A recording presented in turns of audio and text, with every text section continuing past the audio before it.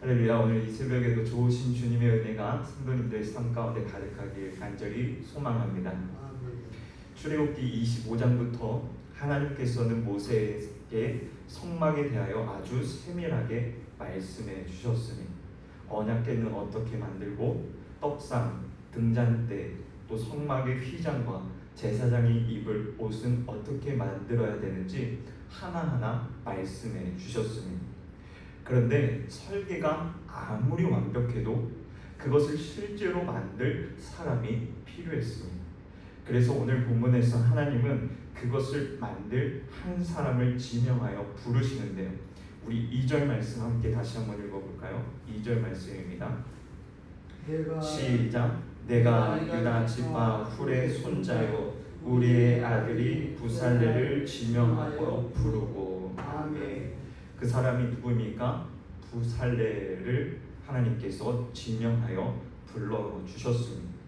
여기서 중요한 것은 부살렐이 스스로 나선 것이 아니었다는 것입니다.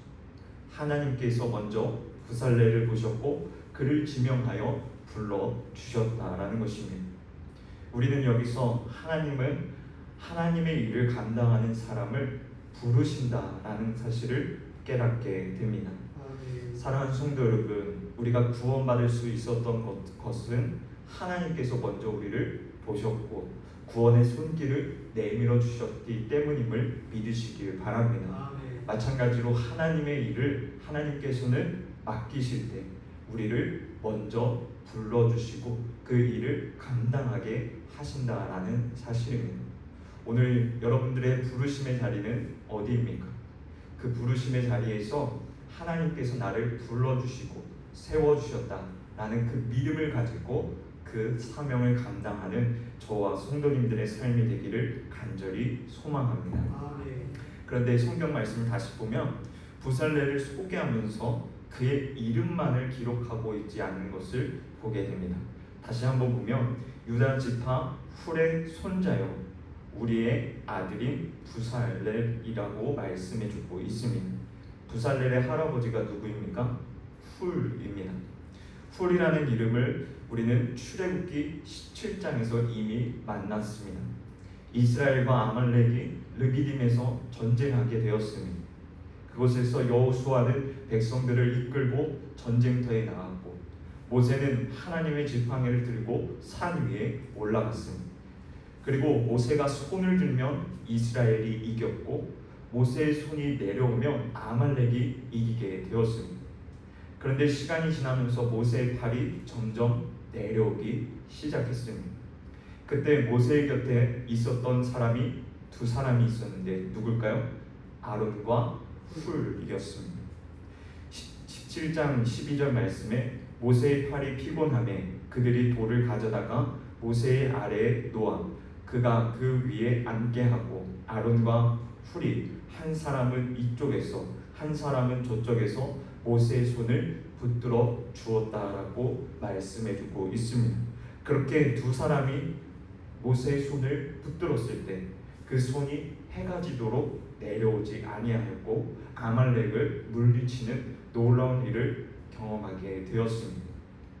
훌이 한 일은 사실 화려한 일은 아니었습니다. 전쟁에서 큰 성과를 거둔 것도 아니었고 사람들 앞에서 나서서 말씀을 전하는 사람도 아니었습니다. 그저 그가 한 일은 모세의 손을 붙들어 주었던 것이었습니다. 그런데 하나님은 그 일을 기억하고 계셨다라는 것입니다. 시간이 지나 훌의 손자 부살레를 하나님께서 지명하셔 부르셨습니다. 우리는 여기서 한 가지 생각해 볼 것이 있습니다. 하나님을 위한 수고는 결코 헛되지 않는다라는 것입니다. 사람은 잊을 수 있습니다. 그러나 하나님은 반드시 기억하고 계십니다. 하나님을 섬기는 일 가운데 헛된 일은 없습니다. 오늘 당장 열매가 보이지 않아도 내가 살아있는 동안 그 결과를 다 보지 못한다 할지라도 하나님은 반드시 우리가 한 그 수고와 눈물의 기도를 기억하고 갚아 주실 줄 믿습니다. 아멘. 그러므로 사람의 인정이 없다고 해서 낙심하지 마시길 바랍니다. 아무도 보지 않는 그 기도의 자리, 남들이 알아주지 않는 그 섬김의 자리, 자녀들에게 보여준 믿음의 모습까지도 하나님께서는 반드시 기억하고 계십니다. 아멘. 믿으십니까? 아멘. 여기서 또 한 가지 중요한 사실을 보게 됩니다. 하나님은 부살레를 부르셨는데 그냥 부르시지만 않고 어떻게 했냐? 3절 말씀에 하나님의 영을 그에게 충만하게 하여 지혜와 총명과 지식과 여러 가지 재주를 주셨다라고 말씀해주고 있습니다. 하나님께서는 어떤 분이시냐?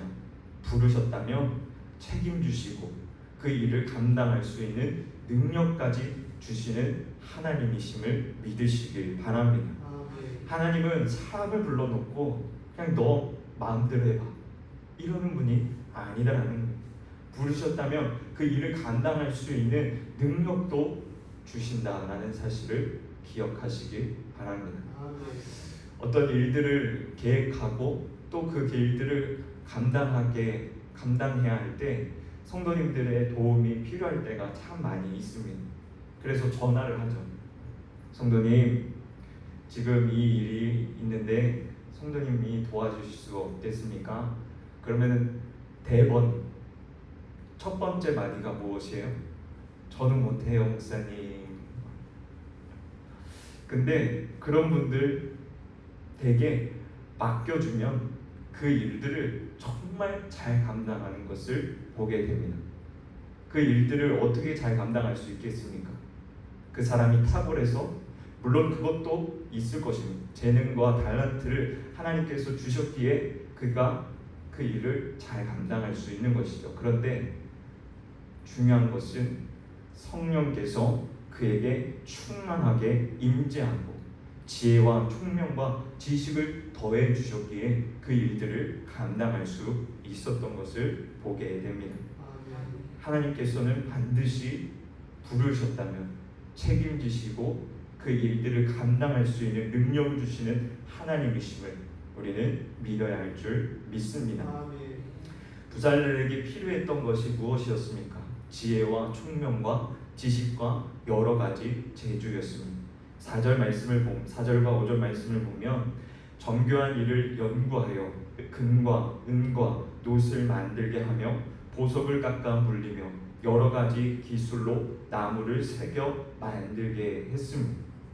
부살렐이 맡은 일은 매우 구체적이고 실제적인 일이었습니다. 금속과 보석과 나무를 다듬어야 됐고 성막의 기구를 아주 정확하게 하나님께서 설계해 주신 대로 만들어야 했습니다.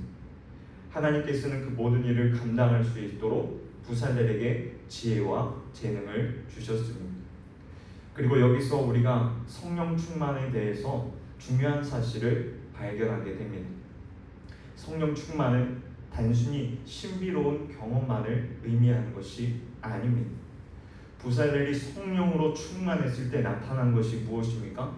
지혜, 총명, 지식이었다라는 것입니다. 그리고 맡겨진 일을 감당할 수 있는 재능이었다라는 것입니다. 다시 말해 성령 충만은 뭔가 엄청 뜨거운 일을 경험하고 능력을 행하고 그런 것도 있을 수 있겠지만 하나님께서 맡겨주신 일을 하나님의 뜻대로 잘 감당하는 것, 그것이 바로 성령에 충만한 사람들의 모습이다라는 것입니다. 부살렐이라는 이름에는 하나님의 그늘 아래라는 뜻을 가지고 있습니다. 참 의미 있는 이름입니다. 부살렐은 자기 이름을 높이며 맡겨진 사역을 감당하지 않았습니다. 하나님의 그늘 아래서 하나님이 말씀하신 것들을 정확하게 만들어냈습니다. 그래서 11절 마지막을 보시면 무릇 내가 내게 명령한 대로 그들이 만들지니라 라고 말씀해주고 있는 것입니다. 자신의 기준대로 자신의 생각대로 만든 것이 아니었습니다. 하나님께서 말씀해 주신 대로 그가 만들었다라는 것입니다. 이것이 바로 성령 충만한 사람의 모습인 것입니다. 성령 충만은 내가 드러나는 것이 아니라 하나님이 드러나는 것입니다. 성령 충만한 사람들에게 특별하게 보이는 것은 하나님이 맡겨주신 일을 충성되이 감당한다라는 것입니다. 하나님께서는 그런데 부살렐에게 그 일들을 맡기며 모든 일을 혼자 맡기지 않으셨습니다. 6절 말씀을 함께 읽어볼까요? 6절입니다. 시작. 내가 또 단지파 아히사막의 아들 오홀리압을 세워 그와 함께하게 하며 지혜로운 마음이 있는 모든 자에게 내가 지혜를 주어 그들이 내게 명령한 것을 다 만들게 할지니라. 아멘. 부살렐 곁에 오홀리압을 붙여 주셨습니다. 그리고 다른 사람들에게도 지혜를 주셨습니다. 여기서 우리는 하나님께서 일하시는 방법을 또 한 가지 발견하게 됩니다. 하나님은 한 사람이 모든 것을 하도록 하지 않는다라는 것입니다. 그와 함께할 사람들을 붙여 주신다라는 것입니다. 이것이 교회의 모습과 같습니다. 누구에게는 말씀을 가르치는 은사를 주셔서 그 일을 감당하게 하고 또 찬양을 하게 하고 섬김의 은사를 주셔서 섬기게 하시고 또 어떤 분들은 행정에 탁월한 그런 능력을 주셔서 행정의 일들을 감당하게 합니다. 중요한 것은 그 모든 일들을 하나님께서 합력하여 선을 이루게 하시고 교회 공동체를 세워 가신다라는 사실입니다. 그래서 우리가 중요하게 생각해야 할 것이 있습니다. 은사의 크기를 비교하지 말아야 한다는 것입니다.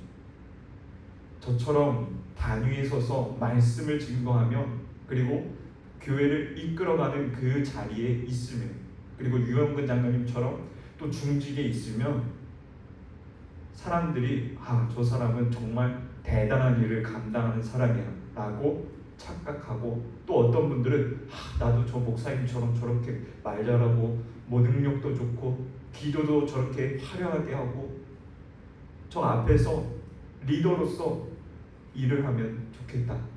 나는 왜 이런 재능이 없지? 라고 비교하는 분들이 참 많이 있다는 것입니다.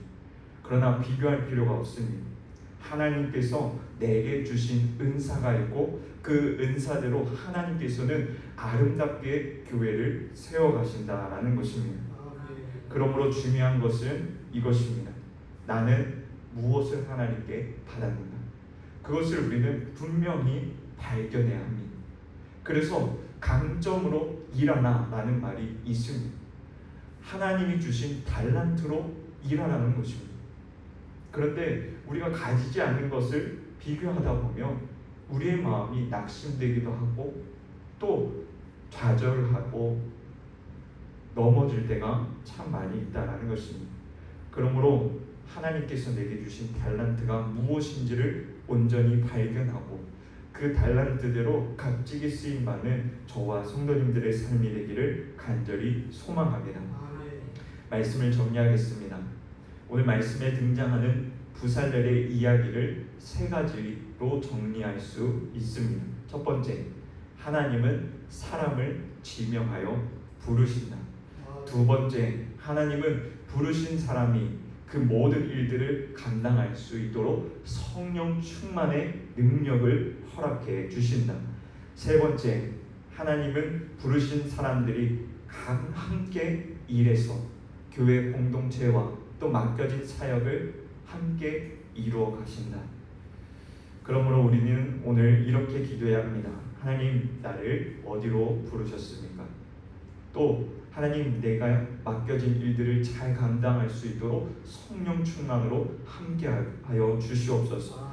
마지막으로 내게 맡겨주신 일들을 나 혼자 감당하는 것이 아니라 함께 감당함으로 합력하여 선을 이루는 공동체가 되게 해달라고 기도하는 오늘 이 새벽이 되기를 간절히 소망합니다.